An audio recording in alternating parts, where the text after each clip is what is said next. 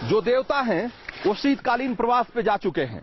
अब केदार घाटी में या तो कठोर प्रकृति बची है या फिर कुछ बहुत जीवट वाले इंसान। नमस्कार, मैं हूं रंजीत कुमार और ऑन द स्पॉट में आपका स्वागत है केदारपुरी में। साल के आखिरी दिनों में पुराने पन्नों को पलटने का रिवाज जैसा है और इसी क्रम में कुछ लोग फिर से सुर्खियों में आ जाते हैं और कुछ लोग हाशिए पे ढकेल दिए जाते हैं। लेकिन इन सब के बीच या इन सब से परे भी कुछ लोग ऐसे होते हैं जो चुपचाप गुजरते वक्त के माथे पर उसकी पहचान चस्पा करते रहते हैं।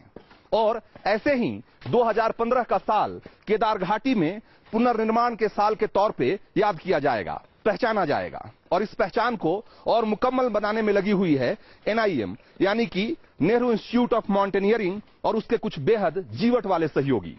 ऑन द स्पॉट में आज उसी जीवट और पुनर्निर्माण की कहानी।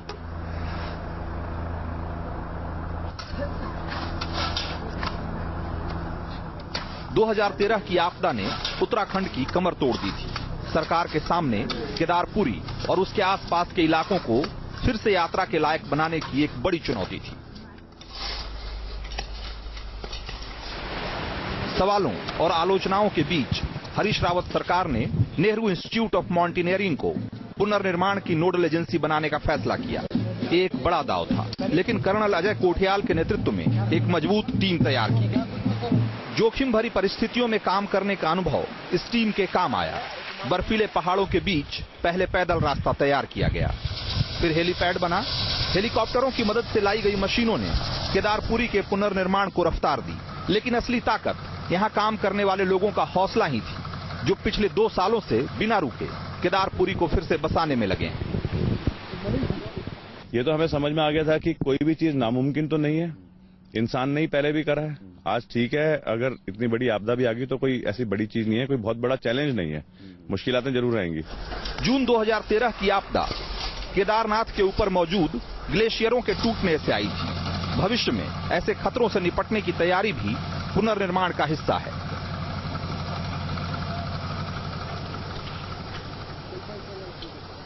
दो 2013 की आपदा से सबक लेते हुए अब यहाँ त्रिस्तरीय सुरक्षा प्रणाली या यूं कहें कि त्रिस्तरीय सुरक्षा दीवार खड़ी की जा रही है। मैं अभी जहां पर खड़ा हूं ये उस त्रिस्तरीय सुरक्षा दीवार की दूसरी दीवार है। इसके ठीक इस तरफ यानी कि पहली दीवार जो है वो आपको मैं बताऊं कि इस तरह के जो लोहे के जाल हैं उसमें बड़े बड़े बोल्डर्स को, बड़ी बड़ी चट्टानों को बांधकर और एक दीवार के तौर पे उसे लगाया जाएगा। और उसके बाद ये आप जो देख रहे हैं ये लोहे की जाल नुमा दीवार है और इस दीवार को यहाँ पे इस पर अभी काम चल रहा है। देखेंगे कि बहुत सारे लोग इस पर काम कर रहे हैं। अभी इसको किस तरीके से डिजाइन किया गया है इसको समझने की कोशिश करते हैं कि ये जो लोहे की दीवार है ये बड़े मजबूत एंगल के सहारे ये जाल नुमा दीवार को खड़ा किया गया है। और आप इसको देख सकते हैं कि ये जाल जो है ये इस तरीके से है कि अगर उधर से बोल्डर्स और पानी और गाद आती है तो बड़े चट्टान तो यहां पर फंस जाएंगे, लेकिन गाद और छोटे जो मलबे में जो छोटे छोटे पत्थर हैं वो इसके जाल से बाहर निकलकर और इस तरफ आगे आ जाएंगे। यानी कि वो धार को रोकेगा नहीं, लेकिन उसके साथ जो बड़े चट्टान बहकर आए हैं और उन चट्टानों के साथ होने वाली जो तबाही का खतरा है उस खतरे को कम जरूर करेगा। तो ये चट्टान को यहां रोकने का काम करेगी ये दीवार। कुछ लोग यहां पे काम कर रहे हैं, आइए इनसे समझने की कोशिश करते हैं कि और क्या है इस दीवार की खासियत। क्या नाम है आपका? देवेंद्र सिंह। देवेंद्र सिंह। तो देवेंद्र सिंह आप यहाँ क्या सुपरवाइजर हैं? जी हैं यहाँ पे। देखिए ये दीवार तो ऑलमोस्ट पूरी हो गई जी। तो जो खाली दीवार है उसको भी आप लोग भरेंगे? भरेंगे। अच्छा, तो ये जो जाल नुमा दीवार है लोहे की, इसका मकसद है कि जो उधर से पानी आए, बोल्डर आए तो बोल्डर को तो रोक ले और पानी का इम्पैक्ट है जो उसको बाहर कर दे, है ना, ताकि यहाँ पर पानी जमा नहीं हो, पानी बह के इधर आ जाए, है ना। देखिए सबसे पहले इसमें जो खड़े हो रखे आप देख रहे होंगे यहाँ पे खड़े, ये 350 ISMB 350। अच्छा। ये 2 मीटर जमीन के नीचे है 2 मीटर भीतर तक है। अच्छा, इसकी जो नींव है इसकी, वहाँ भी उसके लिए पक्की RCC की राफ्ट पड़ी हुई है। अच्छा। और इसके कॉलम के साथ ये 2 मीटर ऊपर ऐसी आ रही है। अच्छा। उसके बाद इसमें जो ऐसे स्लब में जा रहा है वो है 150 ISMB 150। अच्छा, मतलब आप ये इसकी मोटाई और ताकत के बारे में बता रहे हैं। उसके बाद इसका जो इसका काउंटर फोर्ड है, ये हाँ। 200 है। अच्छा, ये भी 2 मीटर नीचे से उसको हाँ। वो करके आ रहा है। और यहाँ पर की जो जमीन है वो तो बहुत एक तरीके से कहें कि बहुत लूज सॉइल है यहाँ, है? ये बहुत दलदली टाइप से है। इसके लिए पहले यहाँ पे हाँ। पत्थरों की पूरी स्वेलिंग करनी पड़ती है। पत्थरों के एक समझ लो कि आप बोल्डर डालने पड़ते हैं इसमें, अच्छा। इसको स्ट्रॉन्ग करने के लिए। अच्छा, और जो इसका यहाँ पे डिजाइन दिया गया है, हाँ। ये IIT रुड़की वालों का वो है यहाँ पे, अच्छा, जिन्होंने IIT जी। रुड़की के लोगों ने इसको डिजाइन दिया है। तो ये दीवार हमारी 350 मीटर लंबी है। अच्छा, 350 सरस्वती नदी से लेकर और मंदाकिनी नदी के बीच में है, मतलब मंदाकिनी से सरस्वती के बीच में एक दीवार है। 350 मीटर की दीवार है। ये जो दूसरी दीवार है, दूसरी है ना? दीवार है। जो 3 टियर जी। प्रोटेक्शन वॉल बनाया जा रहा है, उसकी दूसरी दीवार है। Yes, sir। हैं? अच्छा, ठीक बात है। इसके तो- जो गार्डर से भी है, हाँ। 350 केजी का वेट है, तो इसको भी हम कंधे में लेके आए नीचे से। अच्छा, सोनप्रयाग से, मतलब सोनप्रयाग से यहाँ तक जो हमारे लेबर्स हैं, हाँ। नेपाली और हमारे साथ गढ़ वाले, ये इतने मोटे कंधे- मोटे गर्डर जो हैं, जी। आप इसको कंधे पर कंधे में लेकर लेके- आए सोनप्रयाग यहाँ से कितना किलोमीटर हो गया? यहाँ से 21 किलोमीटर। 21 किलोमीटर। ये मोटे गर्डर जो हैं, जी। इसका वजन कितना होगा? 350 केजी जो खड़े वाला है उसका है। और 350 जी, केजी। ये देख रहे होंगे, ये 200 है सर। ये 200 केजी। 200 केजी का है सर। इसको हम तो यहाँ खाली शरीर लेकर के चलने में हम हाँफ रहे हैं, और यहाँ लोग इसको ताकत तो सर यही तो हमारे साथ काम करने वालों की यही तो ताकत है कि अच्छा। जो यहाँ पे मतलब इच्छा रखते हैं काम करने की और हमारे साथ जुड़े हुए हैं। और अब इस त्रिस्तरीय सुरक्षा दीवार की ये आखिरी दीवार जो कंक्रीट की है, आइए इसकी खासियत और इसकी खूबियों को समझते हैं। ये कंक्रीट की एक बहुत मोटी दीवार बनाई जा रही है यहाँ, और ये सबसे आखिरी दीवार है। और इसके बारे में ये कहा जा रहा है कि जो उस दूसरी वाली दीवार से जो पानी और गाद जो बहकर यहां तक आएगा, उसे ये दीवार एक तरीके से चैनलाइज करके और ये एक बार फिर से दोनों नदियों में डाल देगी, यानी कि इस तरफ सरस्वती में और इस तरफ मंदाकिनी में। और यहां पे भी एक सुपरवाइजर हैं, इनसे समझते हैं इस बात को और बेहतर तरीके से। क्या नाम है आपका? मेरा नाम सुधार कुमार सिंह, NIM से हूँ मैं यहाँ पर। अच्छा, NIM से हाँ हैं, जी, हाँ। सूबेदार हैं आप? हाँ, हैं? सुधार आर्मी से हूँ। आर्मी से हैं जी, आप? जी, हैं? हाँ जी। अच्छा, तो ये आप कर्नल कोठियाल के नीचे काम करते हैं? कर्नल कोटाल साहब के नेतृत्व में हम यहाँ पर- नेतृत्व में काम कर जी, रहे हाँ हैं? जी, हैं? हाँ जी, हाँ। तो ये जो तीसरी वाली दीवार है, हाँ जी। इसका मकसद क्या है? ये सर एक्चुअली हमारे यहाँ पर जो है 3 लेयर में यहाँ पर हमारा काम चल रहा है। हाँ, ये जो है थर्ड प्रोटेक्शन वाल हो गया, हाँ। लेकिन आप लोगों ने देख लिया यहाँ पर। हाँ, थर्ड ये है कि अगर वहाँ से पानी और पत्थर आते हैं तो ये पूरी RCC की वाल है, और ये जो है पूरा रोक देगा यहाँ पर। अच्छा, रोक देगा। जी, जी, और रोक के इसको उस तरफ उस की साइड ढाल डाइवर्ट है, कर- है ना? हाँ, वहाँ, जी, जी। वो उस तरफ एक बार मंदाकिनी में और सरस्वती में डाल देगा, दोनों जो है है ना? मंदाकिनी और तो सरस्वती एक बार में फिर से जो ना केदारपुरी के दोनों तरफ से होकर पानी ऐसे निकल जाएगा और मलबा निकल और जाएगा, पानी और मलबा हाँ। निकाल के नीचे जो है जो हमारा संगम है, हाँ, वहाँ चले जाएगा। वहाँ चला जाएगा, है ना? हाँ जी। और ये मतलब जो बीच का केदारपुरी है, हाँ जी, हाँ। वो बच जाएगा, ये बिल्कुल है ना? सेफ हो जाएगा। हाँ जी। 2013 में केदारनाथ में जो आपदा आई, उसकी तस्वीरें टीवी पर देखने के बाद लोगों के मुंह से बरबस फूट पड़ा कि ये तो प्रलय है। अब इन तैयारियों को देखने के बाद एक सवाल बार बार जहन में आ रहा है कि अगर भविष्य में कोई आपदा आती है तो क्या वो 2013 की तरह ही होगी? इस सवाल का जवाब फिलहाल मेरे पास नहीं है, लेकिन इंसान अपनी गलतियों और अपने अनुभवों से सीखता है और उसके आधार पर तैयारियां करता है, योजनाएं बनाता है, और कुछ उसी तरह की योजनाएं यहां बन रही है। और उसी कोशिश को इस तरीके से देखिए कि जो भगवान शंकर सृष्टि के संहारक माने जाते हैं, कहा जाता है कि जिनकी जब तीसरी आंख खुलती है तो प्रलय आता है। आज उसी भगवान शंकर के केदारपुरी को बचाने के लिए इंसान एक त्रिस्तरीय सुरक्षा प्रणाली तैयार कर रहा है, एक 3 दीवारों की एक श्रृंखला को खड़ा कर रहा है। और ये जो है यहां वर्कशॉप जैसा दिखाई दे रहा है, और ये डंपर गाड़ियां लगी हुई है, और ये है अतिरिक्त पुर्जे हैं, यहाँ स्पेयर पार्ट्स वगैरह। अच्छा, और ये लगता है कोई इंजन है इसकी? ये सर ये कंप्रेसर के इंजन। कंप्रेसर का इंजन है। इसको खोल के फिर दोबारा से कस रहे हैं? हाँ, ये रिपेयरिंग होती है। रिपेयरिंग चल रहा है जी सर। तो जितना भी यहाँ जितनी मशीनें उशीनें काम कर रही है, जी सर। तो सबकी रिपेयरिंग यही हो जाती जी है? सर, जी सर। इसके लिए कहीं जाने की जरूरत नहीं नहीं नहीं है? नहीं। ये JCB मशीनें, ट्रक और ये सारी चीजें है ना, ये क्रशर और सबकी? जी सर, हैं? यहाँ मैकेनिक है हमारे अच्छा, 4। जी। तो सारे मैकेनिक एकदम निपुण हैं? जी सर। सारा काम कर लेते हैं? जी सर। और आग भी ताप रहे हैं यार, ये इसकी सबसे ज्यादा जरूरत है गुरु। तो यहाँ पर सारी हर तरह की जो मशीनें हैं उसकी रिपेयरिंग का काम। एक छोटा वाला ट्रैक्टर कहाँ काम आता है? सर ये सामान लाते हैं। अच्छा, सामान लाते हैं जी इसमें? सर। अच्छा, बड़े डंपर से लेके छोटे ट्रैक्टर सब यहाँ लगे हुए हैं। हेलीपैड बना रहे हैं हेलीकॉप्टर। अच्छा, हेलीपैड बनाने में भी काम आया है? जी सर, इन्होंने तो बनाया। अच्छा, छोटे ट्रैक्टर से हेलीपैड बना? जी सर, उस टाइम तो गाड़ी कहाँ थी बड़े वाली। अच्छा अच्छा, ये बड़े वाले ट्रक कैसे आए फिर? MI-26 में है ना, जब हेलीपैड बनने के बाद। अच्छा, तो पहले छोटे वाले ट्रैक्टर आए? जी सर। ये कैसे आए? ये सर पैदल में नहीं हुए सर, क्या है पैदल। अच्छा, लोगों ने कंधे पर उठा के लाया? नहीं सर, वैसे पैदल चल जाता हूँ। अच्छा, मतलब सीढ़ियों में भी कुछ आदमी भी लगे थे। अच्छा, कुछ मतलब लोगों के सहारे, है ना। ये छोटा वाला ट्रैक्टर पहले आया, उसके बाद हेलीपैड बना। जी सर। हेलीपैड जब बना तो बड़ा हेलीपैड बना, उससे फिर बड़े हेलीकॉप्टर आए। जी सर।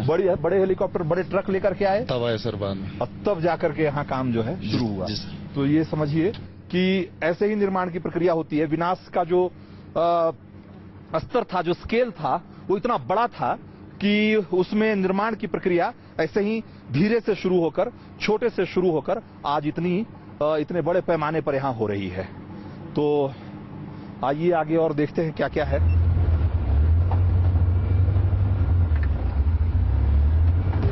2013 की आपदा के बाद कुछ वैसे लोग जिन्होंने सबसे पहले केदारपुरी में कदम रखा, उनमें से एक थे योगेंद्र राणा। और योगेंद्र राणा हमारे साथ हैं। इन्होंने 2013 की वो त्रासदी, वो प्रलय भी देखा है, और आज वो पुनर्निर्माण में भी शरीक हैं। हम लोग इस समय ATV में बैठे हुए हैं, इसको ऑल टेरेन व्हीकल बोलते हैं, और इस तरह के पहाड़ी इलाकों में पथरीले रास्तों पे चलने के लिए इससे बेहतर कोई दूसरा साधन नहीं है। क्यों योगेंद्र जी? जी, ऑल टेरेन व्हीकल बनाया है इस अल्टीट्यूड के और इस तरीके की जगहों के लिए बनाया गया है। हाँ। जहाँ पे कि नॉर्मल गाड़ियां जो है वो काम नहीं कर पाती हैं, तो ये काम कर रही हैं। हाँ। अच्छा, तो ये बताइए कि जब आप सबसे पहली बार आए 2013 में, आप आए 17 जून के शाम को हम पहुंचे हैं। अच्छा योगेंद्र जी, वो 2013 की वो तबाही, जब ये पूरी तरह से केदारपुरी तबाह हो गई थी और इसके आगे के इलाके बर्बाद हो गए थे, वो दौर, वो दिन और आज का दिन, क्या फर्क देखते हैं? उस तबाही के दौरान जितने भी पायलट्स और जितने भी लोग आसपास के, जितने जो टूरिज्म व्यवसायी, जितने भी व्यवसायी थे या जितने भी पायलट थे, सब लोग, हम लोग बैठ के जब बातें करते थे तो हम कहते थे कि अब तो ये कम से कम 10 साल तक के लिए यहाँ पे कोई नहीं आने वाला। अच्छा। और इसको अगर रिस्टोर करने में भी कम से कम टाइम लगेगा। अगर गवर्नमेंट बहुत तेजी भी करती है तो 5-6 साल से पहले भी इसका मतलब इसमें कोई यहाँ कम से कम कोई श्रद्धालु टूरिस्ट नहीं आ पाएगा। कोई नहीं आ पाएगा। मतलब वो रास्ता नहीं था। हमें पता था भाई ये 11,600 की हाइट में है, अगर रास्ता बनाना है और सरकारी मशीनरीज का इस्तेमाल होना है तो कौन आएगा यहाँ पे। और इतनी मौतें होगी, ये तो मरकट बन चुका था। फिर आज क्या लगता है? पिछले साल तो ठीक ठाक आज लोग आए। कर्नल कोटियाल ने जब ये टास्क लिया केदारनाथ को बनाने का, तो उस टाइम हम लोग भी थोड़े भौचक्के थे कि यार ये कैसे कर पाएंगे। बट हमको भी था कि अगर ये टास्क कंप्लीट होता है और यात्रा एक बार चालू हो जाती है तो ये यात्रा, मतलब ये पिलग्रिमेज जो है ढर्रे पे आ जाएगा। चारधाम यात्रा अपने ढर्रे पे आ जाएगी और थोड़ा भी अगर चलना शुरू करेगी तो इकोनॉमिकली हम लोग सर्वाइव कर पाएंगे। तो क्या क्या काम हो चुका है अभी तक? यहाँ पे हमने रामबाड़ा से लेके केदारपुरी तक 7 किलोमीटर का रास्ता बनाया है। ये 10 किलोमीटर के आसपास 10 किलोमीटर के आसपास का हमने ये रास्ता बनाया। ऑल्टरनेट नया रास्ता बनाया। ब्रिज बनाया बीच में हमने। यहाँ पे हमने 3 या 4 ब्रिज बनाए। और ये कॉटेजेस सामने देख रहे हो, 25 कॉटेजेस हमने ये बनाई, हट्स बनाई है। और मंदिर के आसपास ये सामने एक ब्रिज है, बड़ा सा ब्रिज देख रहे होगा आपको। तो ये बड़ा जो ब्रिज है ये 2.5 दिन में इंस्टॉल किया है। अच्छा। जिसको कि PWD ने, बाकी सरकारी डिपार्टमेंट ने ये बोल दिया था कि इसको 15 दिन से 20 दिन लगेंगे इसको इंस्टॉल करने में।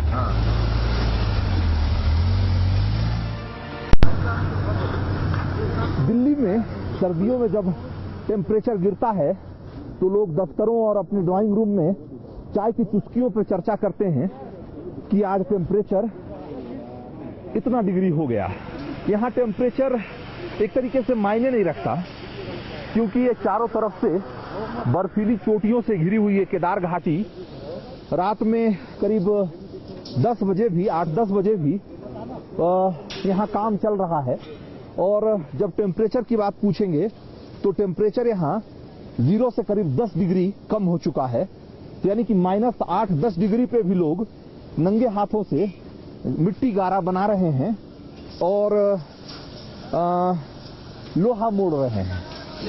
हाँ, इधर पे आ जाएं। अच्छा ठीक है। अच्छा, आपका क्या नाम है भाई? प्रेम। हैं? प्रेम। कहाँ के रहने वाले हैं आप? नेपाल का। हैं? तो मैं देख रहा हूँ कि ज्यादातर नेपाली हैं या गढ़वाली हैं। आप? रुद्रप्रयाग जी। और आप? नेपाल से। नेपाल। तो नेपाली या गढ़वाली, जो मजदूर या जो लोग यहाँ काम कर रहे हैं वो सब नेपाली या गढ़वाली हैं? तो भाई हम तो ये सुनते आए थे कि पहाड़ का पानी या पहाड़ की जवानी पहाड़ के काम नहीं आती है, लेकिन यहाँ मैं देख पा रहा हूँ कि अंततः पहाड़ का पानी और पहाड़ की जवानी ही पहाड़ों के काम आ रही है। साथ कमाना और साथ खाना टीम NIM की संस्कृति का हिस्सा है। खाने की इस संस्कृति में गहत की दाल, चौलाई के लड्डू और झंगूरे की खीर जैसे स्थानीय जायकों को भी जोड़ा गया। इससे उत्तराखंड की संस्कृति को बढ़ावा और स्थानीय अर्थव्यवस्था को ताकत मिल रही है।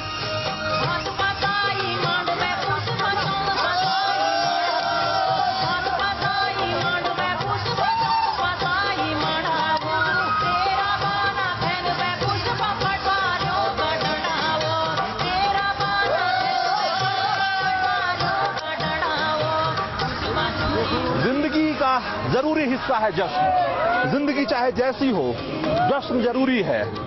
नए साल के मौके पे आप भी जश्न की तैयारी में होंगे और यहाँ केदार घाटी में भी लोग जश्न मना रहे हैं। चारों तरफ बर्फीली चोटियां हैं तो क्या हुआ, टेम्परेचर -10 डिग्री है तो क्या हुआ, और बर्फीली हवाओं के थपेड़े हैं तो क्या हुआ। यहाँ छोटी सी आग के चारों तरफ जिंदगी का जश्न, जिंदगी का उत्साह रह रहकर उफान मार रहा है, धमक रहा है, धधक रहा है। सच तो ये है कि यहाँ केदार घाटी में लोक गीतों की थाप पर निर्माण का नृत्य चल रहा है, जिंदगी का जश्न चल रहा है।